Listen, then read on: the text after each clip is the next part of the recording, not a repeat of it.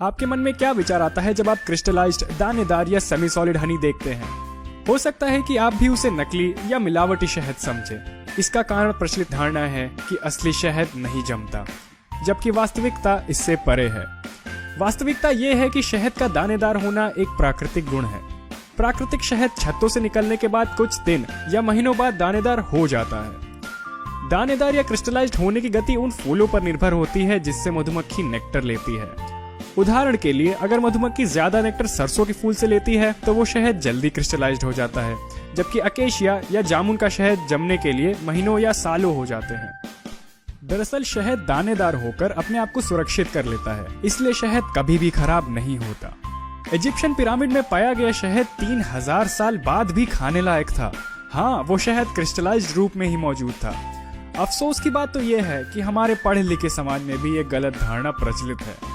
वो भी क्रिस्टलाइज्ड शहद को नकली या मिलावटी समझते हैं, जबकि शहद के हर लेबल पर इसके बारे में लिखा होता है। इस गलत धारणा के कारण बाजार में कुदरती शहद मिलना कठिन हो गया है। जो लोग प्राकृतिक शहद बेचते हैं वो परेशान हैं, जबकि जो लोग सिंथेटिक या डीनेचर्ड शहद बेचते हैं वो खुश हैं। अक्सर कमर्शियल ब्रांड्स प्राकृतिक शहद बेचना पसंद नहीं करते। शहद को क्रिस्टलाइजेशन से बचाने के लिए शहद को गर्म किया जाता है, अल्ट्रा फिल्ट्रेशन किया जाता है और उसमें रसायनों का उपयोग भी किया जाता है, या सीधे नकली शहद जैसे कॉर्न सिरप या राई सिरप का उपयोग करते हैं, जो कभी भी क्रिस्टलाइज नहीं होता। हाल ही के डेटा के अनुसार भारत से 90% सरसों का शहद निर्यात होता है। मधुमक्खी पालक जो इस अत्यधिक लाभकारी शहद को निकालते हैं, उसे उपभोक्ताओं तक नहीं बेच सकते। उसका कारण यही गलत धारणा है। इसलिए उनके पास एक ही विकल्प है कि वो शहद को एक्सपोर्टर को बेच दें, वो भी सस्ते दामों पर। जबकि विकसित देश जैसे अमेरिका और यूरोप में ये गलत धारणा नहीं है। वहाँ क्रिस्टलाइज शहद को सेट हनी के नाम से बेचा जाता है, वो भी अच्छे दामों पर। अब क्रिस्टलाइजेशन के पीछे का विज्ञान देखते हैं।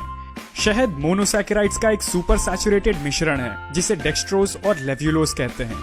इनकी मात्रा 70% से अधिक होती है। जब शहद मोम से बने हुए स्वच्छ छत्तों में होता है तो वो तरल पदार्थ होता है, क्योंकि मधुमक्खी छत्ते का तापमान लगभग 35 डिग्री बनाए रखती हैं। जब शहद को छत्ते से बाहर निकाला जाता है तो डेक्सट्रोज, जो कम सॉल्युबल होता है, मिश्रण से क्रिस्टल के रूप में अलग होना शुरू हो जाता है, जो सफेद या हल्के रंग का होता है। ये क्रिस्टलाइजेशन या दानेदार होने की गति 4 फैक्टर पर निर्भर होती है, जिसमें सबसे प्रथम है फूलों का प्रकार, क्योंकि हर फूल के नेक्टर में डेक्सट्रोज और लेव्युलोज की मात्रा अलग अलग होती है। अगर डेक्सट्रोज की मात्रा अधिक हो तो शहद जल्दी दानेदार या क्रिस्टलाइज हो जाएगा, और अगर डेक्सट्रोज की मात्रा कम हो तो वो शहद देर से दानेदार होगा।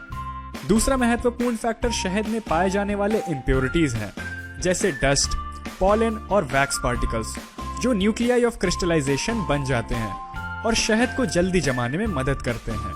टेम्परेचर भी एक महत्वपूर्ण फैक्टर है। कम तापमान शहद को जल्दी जमाता है, इसीलिए विश्व के किसी भी शहद के लेबल पर लिखा होता है कि शहद को फ्रिज में ना रखें, क्योंकि शहद को फ्रिज में रखने पर शहद जल्दी क्रिस्टलाइज हो जाता है। शहद के लेबल पर यह भी लिखा होता है कि शहद अगर क्रिस्टलाइज हो जाए तो उसे गर्म पानी या धूप में रखें, क्योंकि 40 डिग्री तापमान पर पहुंचकर शहद वापस तरल या लिक्विड हो जाएगा। एक और फैक्टर पीरियड ऑफ इमोबिलिटी है। अगर आप शहद रोजाना उपयोग करते हैं तो वो शहद जल्दी नहीं जमेगा, क्योंकि रोजाना बॉटल हिलने से क्रिस्टल सेटल नहीं होंगे। लेकिन अगर शहद को अधिक समय के लिए रख दिया जाए तब शहद जल्दी जम सकता है। क्रिस्टल बनने की गति से शहद का टेक्सचर तय होता है। अगर क्रिस्टल बनने की गति अधिक हो तो कई छोटे छोटे क्रिस्टल्स बनेंगे और क्रिस्टलाइज शहद स्मूथ टेक्सचर का होगा। अगर क्रिस्टल बनने की गति धीरे हुई तब क्रिस्टल बड़े होंगे और शहद का टेक्सचर ग्रेनी होगा। लेकिन अच्छी बात यह है कि किसी भी क्रिस्टलाइज शहद को आसानी से लिक्विड बनाया जा सकता है, उसे गर्म पानी या धूप में रखकर। लेकिन ध्यान रखें कि शहद को 45 डिग्री से अधिक गर्म ना करें, वरना शहद की गुणवत्ता जाती रहेगी। तो अगले समय जब भी आप क्रिस्टलाइज शहद देखें तो उसे नकली या मिलावटी ना समझें, बल्कि लोगों को सच्चाई से अवगत कराएं। हमारा मानना है कि लोगों तक तभी प्राकृतिक शहद पहुंच पाएगा जब वो इस गलत धारणा से बाहर आएंगे।